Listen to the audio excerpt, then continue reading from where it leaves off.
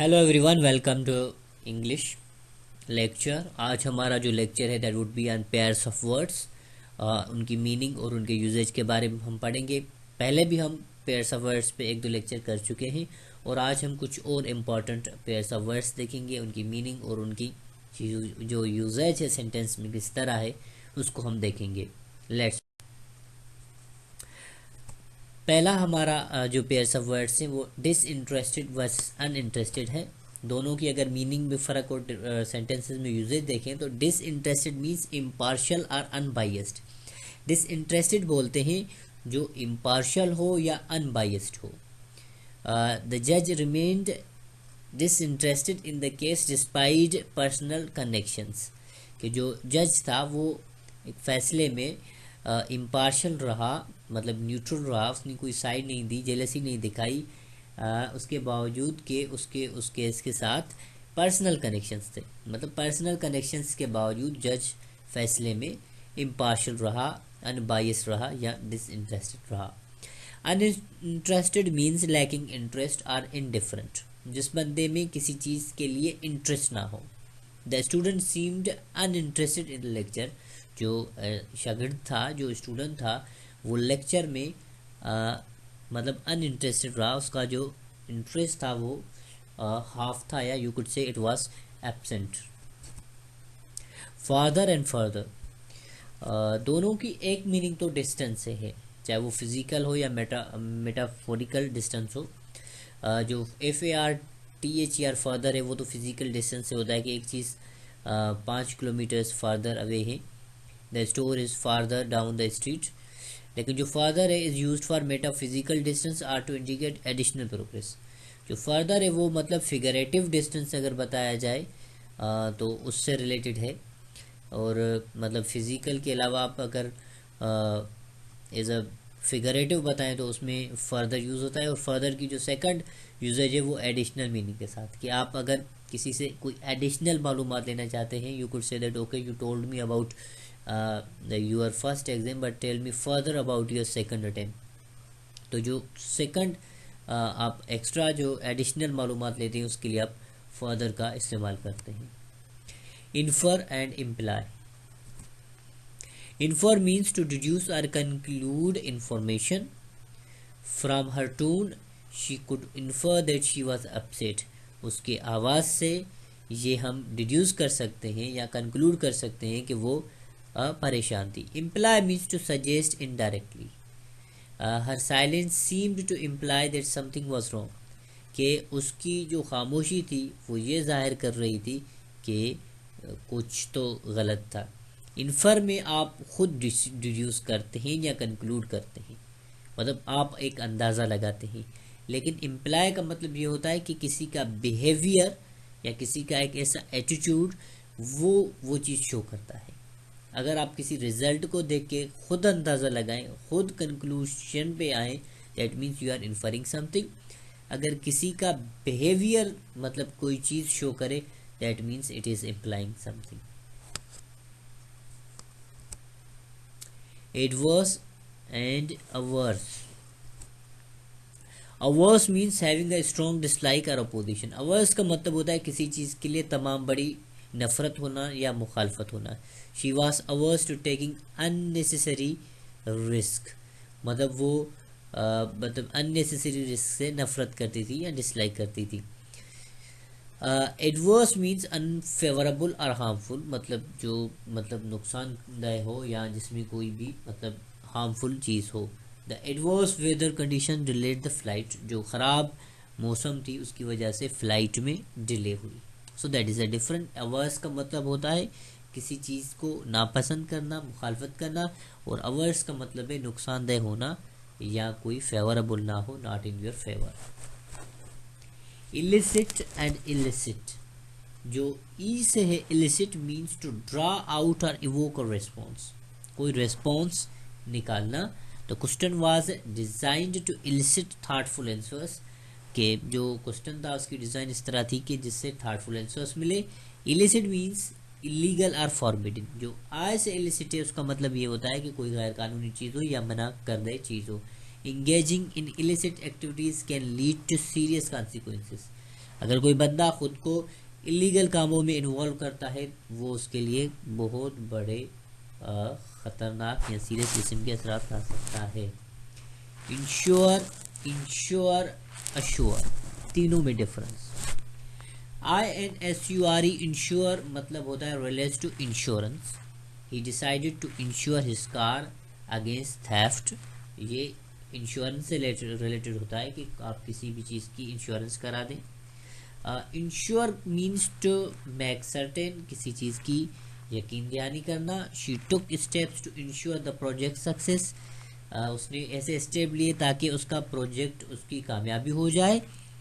Assure means to guarantee और give confidence. और assure का मतलब ये होता है कि आप किसी को गारंटी दें, किसी को कॉन्फिडेंस दें। The manager assured the team that their effort would be recognised, या वुड रिकॉग्नाइज, बेटर ये होगा वुड बी रिकॉग्नाइज्ड, ये थोड़ी एरर है। कि मैनेजर ने ये श्योरिटी दी कि उनकी जो टीम थी उसको श्योरिटी दी कि उनकी जो परफॉर्मेंस है या उनकी जो एफर्ट्स हैं उनको रिकॉग्नाइज किया जाएगा, उनको पहचाना जाएगा। So I am repeating it. Averse means आप किसी चीज़ को तमाम शिद्दत से डिसलाइक करें। और एडवर्स जो होता है कि जो चीज़ हार्मफुल हो या आपकी फेवर में ना हो। इलिसिट और इलिसिट में सिंपल सा फ़र्क है। ई से जो इलिसिट है उसका मतलब है कोई चीज़, कोई रेस्पॉन्स ड्रा करना, लेकिन इलिसिट आई से जो है वो मतलब एक ऐसी चीज़ के लिए होता है जो इलीगल हो या फॉरबिडेन हो। इंश्योर अगर आई से है दैट मीन्स किसी चीज़ को इंश्योरेंस के लिए रखना। अगर ई से है that means you are giving someone assurance, किसी को यकीन दहानी देना। और उसके अलावा जो अश्योर ASSUR ही है, अश्योर का मतलब ये होता है किसी चीज़ को गारंटी देना, कॉन्फिडेंस देना। और I am just repeating this words. Ensure means किसी चीज़ को मतलब इंश्योरेंस में रखना, जैसे कोई गाड़ी वगैरह कोई चीज़, ये इंश्योरेंस से रिलेटेड है। और ensure means to make certain, कि किसी चीज़ को मतलब यकीन दहानी से कंफर्म करना। और जो अश्योर होता है किसी चीज़ को सेटिस्फेक्शन देना। Precede and proceed. Precede means to come before. Precede का मतलब होता है कि जो चीज़ पहले आए। The opening ceremony will precede the main event. जो ओपनिंग सेरेमनी है, जो इफ्तिताई तकरीब है, वो मेन इवेंट से पहले होगी। प्रोसीड मीन्स टू कंटिन्यू और move forward. You may now proceed with your presentation. Proceed का मतलब होता है किसी चीज़ को कंटिन्यू करना, जारी रखना, मूव फॉरवर्ड करना। आप अपनी तकरीर, आप अपनी प्रेजेंटेशन जारी रख सकते हैं। You may proceed your speech. So simple सा डिफरेंस है। प्रोसीड मतलब कि जो चीज़ पहले आए, मतलब दो इवेंट से जो इवेंट पहले हो उसको आप प्रेसिडिंग इवेंट कह सकते हैं। और उसके अलावा प्रोसीड का मतलब होता है किसी चीज़ को कंटिन्यू करना, कैरी ऑन करना। Peak and pique. Peak refers to the highest point, किसी चोटी को, किसी हाइट को बोलते हैं, पिनेकल को बोलते हैं। They reach the peak of the mountain after a challenging climb. एक चैलेंजिंग क्लाइंब के बाद वो लोग माउंटेन की, पहाड़ की चोटी तक, बुलंदी तक पहुंच गए। Pique means to arouse curiosity और इंटरेस्ट। पिक का मतलब होता है दिलचस्पी का पैदा होना या इंटरेस्ट का पैदा होना। The intriguing mystery novel picked her interest. जो यू कुड से कि पजलिंग जो नॉवल था, उसमें एक इंटरेस्ट को पैदा किया, एक इंटरेस्ट को अराउज किया। यू कुड से कि उसने उसमें इंटरेस्ट को राइज किया। Cite, site, site.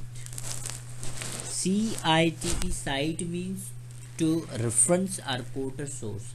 साइट का मतलब होता है आप किसी कोट को रेफर करो या किसी सोर्स को रेफर करो। The student was asked to cite 3 scholarly articles in the research paper. शागिर्द को कहा गया था कि वो अपने रिसर्च पेपर में 3 स्कॉलर्स को साइट करें, मेंशन करें। और साइट का मतलब होता है location. SITE site means location. The construction site is where the new building will be erected. आप किसी लोकेशन का साइट से रेफरेंस दे सकते हैं। साइट का मतलब जो SIGHT है उसका मतलब है vision, something that is seen, नज़र को बोलते हैं या जो नज़ारा हो। The beautiful landscape was a ब्रेथटेकिंग site, जो खूबसूरत लैंडस्केप था वो एक मतलब दिलकश नज़ारा था या वो एक दिलकश नज़र थी। तो सिंपली अगर मैं इनको रिपीट करूं, प्रेसीड मीन्स जो चीज़ पहले आए, you could say that the ceremony और the event would precede the competition, जो कंपटीशन है उससे पहले वो इवेंट या सेरेमनी होगी। Well you could proceed your lecture, और प्रोसीड का मतलब होता है कंटिन्यू करना, कैरी आउट करना। पीक एंड पिक, इनमें ये डिफरेंस है। पीक मतलब हाईएस्ट पॉइंट एंड पिक मतलब एक ऐसी चीज़ जो आप में क्यूरोसिटी या इंटरेस्ट को पैदा करे। साइट जो CITE साइट होता है उसका मतलब ये होता है कोई चीज़ का रेफरेंस देना, कोट करना। SITE साइट का मतलब होता है कोई लोकेशन। SIGHT का मतलब होता है कि विजन या समथिंग दैट इज सीन, आप नज़र को या नज़ारे को बोलते हैं। Bemused and amused, the last one is, and 10th you could say the 10th one is bemused and amused. Bemused means confused or bewildered, the complex instruction left the student bemused. Bemused का मतलब होता है कि confuse हो जाना, perplexed हो जाना। जो कॉम्प्लेक्स हिदायत थी, इंस्ट्रक्शंस थी, उसने शागिर्दों को परेशान कर दिया या कंफ्यूज कर दिया। Amused means entertained or finding something funny. The comedian's jokes amuse the audience. Comedian के जोक्स ने शायकीन को लुत्फ़ अंदोज़ किया। सो दोनों की मीनिंग बिल्कुल डिफरेंट है। bemused मीन्स परेशान करना, कंफ्यूज करना। अम्यूज्ड का मतलब है इंटरटेन करना। So that's it for now. और अगर कोई गलती हुई है, कोई मिस्टेक हुई है इस लेक्चर में, सो आई kindly apologize for it. So kindly share, subscribe and like my channel. Goodbye till then. Allah Hafiz. Soon I will come with another lecture inshallah. Take